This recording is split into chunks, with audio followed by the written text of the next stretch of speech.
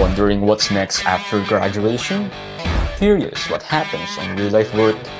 Or do you just need the right motivation from IT alumni of your Espinaonan? Introducing the ITSL Tech Career Stories Podcast, a monthly series featuring IT alumni from your Espinaonan sharing their real-life career journeys in the tech industry. Sa TechCom ko na-experience maging mascot. So, nag-mascot ng Voltes 5. Wala bukod sa sapakan. At first, hindi ako nakakasunod sa kanya kasi marami akong commitment. With Mr. Art San Diego, former CCS SB President Ms. Hanelin Comendante, former ITSL President Geneva May Garcia, and more. So, what are you waiting for?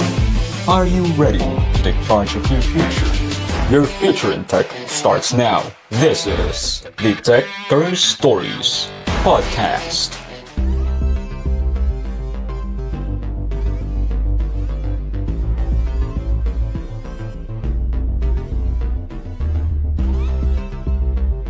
So good day ka-IT. So I'm Eman Barameda, President of BRS CCS BSIT Students League. So guys, we are here on our new segment called the ITSL Tech Career Stories Podcast. So starting this month guys, January until May, we will featuring our alumni na ka-IT rin natin tulad ni Sir Art from your Espinaonan. So we will hear inspiring stories about him on how our guest interested in tech, his college journey, and how he built his careers. These stories are here to motivate and guide us and give us some inspiration as IT students. So now, let's welcome our special guest. He's part of the Batch 2016 alumnus of your Espinaonan. So basically, ka-IT natin si Sir. And the founder and UX engineer of Symmetry UI Studio and your SP Pride, one of the Philippines 100 brightest minds of 2024. So let's welcome Sir Art Sanjay. Yon. Thanks, Eman, for that intro. Yeah, hello everyone. I'm Art. I'm the founder and UX engineer at Symmetry Studio, where I help startups and tech brands create bespoke framer websites and intentional user experience. I'm also the founder of two design communities, si The Frame, tsaka si Framer Philippines. And most recently, yun nga, as Eman mentioned, became part of PH100 by Stellar PH. Let's start, Sir, sa inyong beginning of your journeys. My first question po is how your interest in tech start po? Okay. Yeah. It really started when I was still a kid, actually. I enjoyed playing video games that time. And I always wonder how people make these games. And actually, yun din yung nag-trigger sa akin. Yun din yung nag-trigger sa akin na magustuhan yung digital art or graphics, digital graphics. And then, fourth year high school came in, and that's where it really manifests. Kasi we had a computer subject that time, and parang kailangan namin mag-report about sa LibreOffice. So, gamit kasi naming OS that time is Ubuntu. And syempre, main character ako. So, instead of just using paper and pen, ginawa kong mini website yung reporting. HTML, CSS lang. Like, really basic HTML, CSS lang. And yun, doon nag-spark yung parang, kaya kong gumawa ng something ganito, ganyan. And doon ako nag-decide na, okay, gusto kong mag-CS or IT sa college. Opo. Nag-interest din pa kayo dyan, sir, kasi sabi niyo po, game, something, in terms po sa game development, something like that. If familiar kayo kay Sir Ives, meron siyang subject before sa amin ng college. Hindi ko maalala kung ano yung eksaktong subject eh. Pero part of that subject, kailangan namin mag-develop ng something, anything. And then I decided to develop a game that time. I think third year or second year college ako. It's not really parang hard coded na sobrang like C++, na Unity. Hindi ganoon. Simpleng game lang siya using Game Studio. Gamit ka ng Game Studio. And yeah, you asked about if nagkaroon ako interest sa game development. Yes, and I think yun yung naging output ko, yung subject ni Sir Ibes. Doon ko binuhos lahat yung interest ko sa game development. So, yun. I was able to create like mini sprites or yung characters ng game. The game is about flowchart. So, parang it helps students learn how to use flowchart, understand yung mga shapes, ganun. So, yun. Pero hindi na ako nag-proceed sa career as game dev. Pero at least na-experience ko siya sa college. Okay. Parang may subject din kami ganyan, sir. Pero basically, game development talaga yung ano. Kay Sir Maki po. Ay, kay Sir Maki. Kay Sir Colada po. Yun. Opo, nice. Sir Colada. So now, let's talk, sir, about your college days sa your SB. So, is there any professors po ba who made impact on your college life po? Something memorable moments? Somehow, yeah. Well, tingin ko lahat naman ng prof that time, nung college namin. College of Computer Studies ba? Nalimutan ko yung pangalan. Pero yun, College of Computer Studies. Tingin ko naman lahat ng prof dun sa college namin before, malaki yung naging contribution sa progress ko sa college as a student. Pero outside being a student, yung mga hindi ko malilimutan si Sir Boca. Kasi siya yung unang tumulong sa akin sa pag-transfer from URS Morong. Kasi galing talaga ako URS Morong first year, Comsci. And hindi ko kinaya yung algebra, so lumipat ako. Lumipat ako sa IT. And then, pagdating ko sa URS Binangonan, sila Ma'am Grace, sila Ma'am Go, si Ma'am Kimi, si Ma'am Eunice, yan, sila Sir Alking, sila Sir Maki, Sir Ibes. Yeah. And sila Sir Tano of College of Accountancy, and si Sir Jans. Yun. Madami silang contribution sa growth ko as a student. And most especially si Ma'am Joyce, yung advisor ko sa thesis. Yeah. So, did you try to, sir, join some student orgs, competitions, and so on po? Competition, hindi ako masyadong active before sa mga ganun eh. Sinasali lang, parang ini-invite ako nung mga prof, ganun na, mag-join. So, doon lang ako nag-join pag in-invite. Pero proactively, hindi ako masyadong sumasali. Pero nung nagkaroon ako pero nag-join ako ng isang organization, which is yung TechCom. So, before kasi sa TechCom, para siyang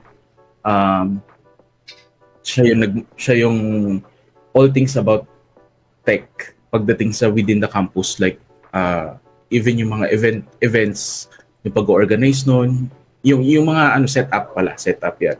Setup ng campus events, ganyan. O kaya yung mga one time nag-ayos kami ng mga photos ng graduating students, yung mga ganong dating. And sa TechCom ko na-experience maging mascot. So, nag-mascot ng Voltes 5. So, yun. Sa ano ba yan, sir? Sa CCS Days po ba yan? CCS Days, if I remember correctly. Pinagsuot na ako ng Voltes 5. Pinagsayaw nila sa stage. Opo. So, parang yung TechCom, parang di ko na siya masyadong narinig. Siguro na-dissolve na rin po. Baka na-dissolve na. Opo. So, next question, sir. What are the biggest challenges you face as a college student po nun? In terms po ng group projects, capstone, or internship, etc. Biggest challenge siguro that time for me was during the time na ginagawa ko yung thesis ko. Kasi ang pinaka naging challenge sa akin nun is managing time. Kasi that time, since pa-main character ako, nag-solo ako ng thesis. And yun, sa akin yung documentation, sa akin yung development ng system, and yun, yung tawag doon, yung defense. So, syempre, ako din magde-defend ng thesis. So yun yung parang naging highlight din actually nung college ko. Kasi yung decision ng pagsusolo is ano siya hindi ko alam kung anong tawag doon, pero nakasabay ko kasi sa jeep si Ma'am Joyce, which is siya talaga yung target kong maging advisor that time. And then dun sa jeep ko siya tinanong kung pwede ko ba siya maging advisor. That time, iniisip ko, magsusulo ba ako or hindi? Hindi pa final yung decision ko noon. Kasi may mga kaibigan din akong gusto kong salihan na group. And then sabi ni Ma'am Joyce, sige, okay lang na ako yung advisor mo, pero magsulo ka na lang. Ganun. Doon ako nagkaroon ng parang, okay, ito yung reason kung may reason na ako, may solid reason na ako para magsulo ng journey ng thesis na to. And yun, so far okay naman. Naging okay naman yung result. Of course, may mga rejection sa first, yun yung mga part of challenges, yung mga unang defense nyo. Yung pa lang kayo ng title, ng idea. So yun, may mga na-reject. But eventually, natapos naman. And then, isa pa sa challenge siguro dun sa thesis ko is yung front end. Kasi that time, hindi ako maano sa front end. Like, more on native PHP lang ako nun eh. Wala pang Laravel that time. Or hindi pa namin alam yung Laravel nun. So, native PHP. And then, everything went well naman. So sobrang naging went well niya, nanalo ng best developmental study yung thesis ko. Pero yun, campus-wide lang siya. Pero kahit na, huge achievement siya for me that time kasi kahit ako hindi ako makapaniwala na aabot sa yun. Mamaw pala talaga si Sir, no? Sinolo yung capstone. Mamaw. Hindi, pero Sir, mahirap yun, Sir, kasi, di ba, capstone, may, pa yan, papers, tapos yun nga po, system. Mahirap. And yung gastos, syempre. Opo, yung gastos din sa mga printing, hardbound, and so on. So, after that, Sir, what was the most important lesson that you learned po sa time nyo sa your SB? Sa time ko sa USP, if siguro i-oversimplify ko sa 2 words, tutunan ko is curiosity and sobra to ng 2 words. Be curious and get things done. Yan, yung dalawa.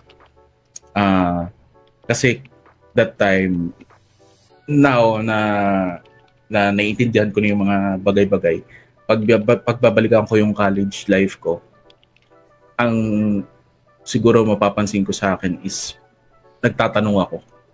So yun, curious ako sa mga bagay, nagtatanong ako.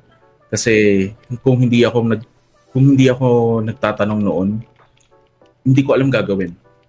If hindi ako nag-take action, baka wala akong makwento ngayon na experience or achievements or accomplishments during college days. Kaya yon, sa mga students ngayon, be curious, magtanong kayo hanggat kaya nyo magtanong. Kasi pinaka-worst lang naman na pwedeng mangyari or pwedeng isagot ng prof sa inyo pag nagtanong kayo is, hindi ko alam. Sorry, hindi ko alam kung ano yan, ganyan. Yun lang. Ang next step na dun is do your own research na. So, yan. Magtanong lang hanggat kaya magtanong. Sabi nga, libre nga po talaga magtanong. So, yun guys. Tanong lang talaga tayo ng tanong hanggang nandyan ang ating mga professors. Ngayon, Sir, talon po tayo after your graduation. So, sa real world. So, what was your life po after graduation? Ano pong mga naging ganap? And so on. Yun po. After graduation, after graduation, hindi ka agad ako naganap ng work. Kasi 'di ba na-mention ko kanina, yung thesis ko kasi napansin ko na parang medyo nahihirapan ako sa front end. Hindi yung HTML or CSS, but mostly yung designing. Doon ako nahihirapan. So, sabi ko, kailangan ko matutunan to. Kasi kung papasukin ko yung web development, hindi pwedeng wala akong alam sa front-end. So, yun, after graduation ko, nag-stop ako for 1 year. And for nung buong taon na yun, parang ang pinakang risk na tinake ko dun is hindi muna ako naganap ng work. So, nakikita ko yung mga iba kong classmates, may work na. Tapos ako wala pa akong work. Ganun. Siyempre, ikaw, if fresh grad ka, mararamdaman mo yun na parang nakaka-pressure. Mm-hmm. Pero yun, nag-push through lang ako. Nag-aral ako ng 1 year self-study ng front-end development. So, nag-start ako sa HTML5, CSS3. Alam ko may, nag-exist na yun before, pero parang konti pa lang yung syntax nila. jQuery, yan. And then, eventually, nag-jump na ako sa medyo advanced front-end, yung AngularJS na, mga framework na ng JavaScript. Until I get to the point na naintindihan ko na yung front-end and yung benefit niya, para saan siya. Yeah, that's when I decided to label myself as a front-end guy. So, yun yung naging focus ko. Naghanap ako ng work as a front-end developer. And after siguro mga weeks or months din ng interview and application, may nakuha naman ako na work. So, yun. Doon ako nagstay for like 5 years as a front-end developer. Tanong ko lang dun, sir, kasi sabi niyo po, nag-aral po kayo ng after graduation. Ano po ba to, sir? Like, online courses? Somehow, ganyan po? Or self-study talaga, sir? Self-study siya, pero meron akong platform meron akong app nun sa phone ko na Solo Learn yung pangalan niya. So yun yung parang naging foundation talaga. Kasi si Solo Learn para siyang quiz lang. Opo. Tapos may mga mini certificate ganyan. And then doon ko naintindihan yung ibang concept ng front end. And then yun, YouTube, Google search, mga ganun. Stack Overflow. Yun, combination na ng different resources and platforms. Tanong ko lang din po pala, sir. Kasi actually, hindi din po ako masyadong maano sa front-end, more on back-end. Pero I know some designing and so on naman po. Ano pong masasuggest nyo, sir, about sa improvement sa designs ng HTML, CSS? Okay. So when it comes to improvement sa design, ang una nyong ititrain is yung mata nyo. So paano nyo ititrain yung mata nyo? Expose yourself sa magaganda at saka feasible na design. When I say magaganda and feasible, pwede siyang i-develop. May practical use siya. Like kasi right now, if you visit like yung Dribbble or Pinterest, kasi yung mga ganyang website, pag nag-search ka, UI design, website design, lilitaw, ang gaganda. Tapos sa mata ng hindi trained, ang tingin nila doon maganda. Pero sa mata ng matagal nang nagde-design, hindi na yun okay kasi like over-design na, ganyan. So, ang need nyong gawin is to understand muna ano ba yung magandang design and ano ba yung over-design na, ganyan. Or hindi practical. Maganda rin, isa pang pwede nyo gawin instead of looking sa mga Dribbble and Pinterest is mag-visit kayo sa actual website. Like, marami ngayong resources na or websites na compilation ng mga actual website design. So, live site yun. Kasi nabivisit nyo yung website, gumagalaw, gumagana siya. So, yun yung tignan nyo. Para lang practice yung mata nyo na kung ano yung tama at saka magandang design. And then, when it comes to CSS, wala akong iba masabi kundi practice eh. Kasi yung practice ko ng 4 years or 5 years na front-end, up until now, dala ko pa rin siya. So, kahit matagal ako nag-stop mag-code, if pinag-CSS mo ko right now, makaka-deliver pa rin ako. So, practice talaga sa coding. Opo. So, but it's okay lang po ba talaga, sir, if gumamit tayo ng Bootstrap, Tailwind, and other libraries po? Oo naman. Yes. Okay lang yan. Pero pagdating nyo kasi sa actual project, meron yung mga certain requirements. And mapapansin yun sa design kung yung mga design ba na yon is pasok dun sa libraries, sa CSS libraries na kailangan nyo. Like right now, si Bootstrap, Actually, tagal ko nang di gumagamit ng Bootstrap. Nasa Tailwind na ako and Shad CN. So, iba na yung ginagamit ko ngayon. Kasi mas appropriate sila sa modern look and feel ng mga ng application ngayon. So, yun. It's up. It depends on the project brief requirements and specs. Opo. So, sa industry, sir, ang gamit pala talaga is Tailwind. It depends pa rin. Meron pa rin gumagamit ng Bootstrap. Pero mas compatible. Well, mas madali kasing gamitin si Tailwind. So pagka nakatry na kayong mag-Tailwind, ang implementation niya is unlike Bootstrap na yung old Bootstrap unlike nung old Bootstrap, si Tailwind kasi parang meron siyang mga predefined class names na pag nilagay nyo sa div or sa HTML nyo, automatic mag-transform siya into a modern-looking, let's say, input field or form, gano'n. So, yun. Tip ko sa inyo, if confused kayo, ano ba yung gagamitin ko? Shad CN, Tailwind, Bootstrap. Medyo matrabaho to, pero ang tip ko is subukan nyo lahat. Try nyo isa-isa. And then, tignan nyo yung mas komportable kayo. Gano'n. Pag kasi isa lang yung makuha nyo doon, let's say Tailwind, na naintindihan nyo sa Tailwind, alam nyo kung paano gamitin sa Tailwind, madali na kayo maka-adapt sa Bootstrap, Shad CN. So, huwag kayong magpanic muna kung ano yung mamasterin nyo. Try nyo muna lahat. And then, tignan nyo kung ano yung parang comfortable kayo. And yun, jump na kayo sa another library if parang, ayoko na ng Tailwind, try ko naman tong isa. Ngayon, sir, tanong po tayo, sir, sa another topic. So, may I know po, sir, if ilang taon na po kayo nag-work sa tech field? Sa industry po? 8 years, I think. 8 and a half. Mga ganun.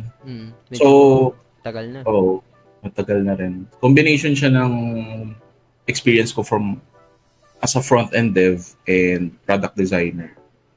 Opo. So, upon working, sir, or grinding sa tech field, can you share some milestone or achievement po that vertically proud of po? Siguro yung progress ko sa front-end dev. Isa yun sa parang, well, dalawa. Yung una is yung progress ko sa front-end dev. Kasi nung nagpasok ako as junior, parang within 4 years, naging senior front-end dev ako, and then at the same time, parang kind of website design consultant. So, for me, malaking achievement yun. Yung iba kasi, hindi nila pinapansin yung label. Yung halimbawa, front-end ka. What I mean by label, yung front-end developer, product designer, ganyan. Pero sa akin kasi big deal yun. I mean, hindi yung binibigay ng employer na label. Yung label na pwede kong i-associate sa akin. Yun, big deal sa akin. Katulad nun, naging website design consultant ako. And ako yung nag-push dun sa management na pwede bang ilagay natin na website design consultant sa actual label ko, actual role or position ko doon sa company. Mabait naman yung management, so pumayag sila. And then, naging bridge yun para i-pursue ko yung product design. Kasi parang ganito yan naman eh. Pag binigyan ka ng label na, binigyan ka ng role, or binigyan mo yung sarili mo ng role or label na, ganito ako. Let's say, front-end dev, gusto mo maging front-end dev. Tapos ngayon, wala ka pa talagang alam sa front-end dev. Let's say, ganun. Tapos nilabel mo yung sarili mo, binigyan mo ng label yung sarili mo na, I'm a front-end dev. Magkakaroon ka niya ng parang tendency na i-pursue yung label na yun para mapatunayan na, ganito talaga ako. Ganun. So, ako, ganun yung concept, ganun yung ko doon, ganun yung approach ko doon. So, nung nabigyan ako ng web design consultant na role, pinurso ko yun. Pinurso ko yung website design. Ayos pala, sir. Ngayon, sir, what skills or attitudes help you to succeed po in your career po? Ano ba? Huwag lang kayo salbahe. Recently lang siguro na to. Nag-work na ako, na-develop to. work for your career, not for other people. So, yeah, let's say may boss ka, yes, may project manager ka, ganyan. Pero wag mong kakalimutan yung career na binibuild mo. And 'di ba, madalas ko naririnig to nung dati na ang tunay na buhay after ng college or tunay na buhay after ng school. Hindi. Ang tunay na buhay nung pag pinanganak ka, yun na yun. And dapat mag-start ka ng mag-build ng something for yourself pag alam mo na kung paano. Regardless of the age. Like 12 ka, 16, 21, 30, regardless. Yun, siguro yun yung naging attitude ko is nagpo-focus ako na i-build yung career ko kaysa i-build yung career ng ibang tao.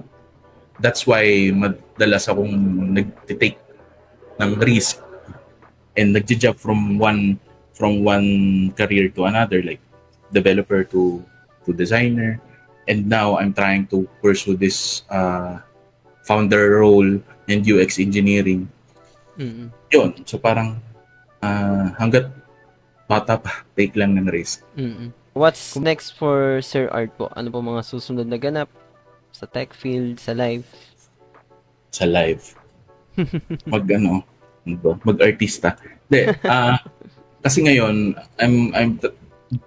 before, ang understanding ko ang gusto kong mangyari is to bridge the gap between design and development.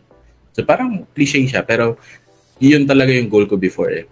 Simula nung naging website design consultant ako, parang pumasok sa isip ko na kailangan kong matulungan yung developers na maintindihan ano yung language ng designers, and kailangan ko matulungan yung designers maintindihan kung ano yung language ng developers.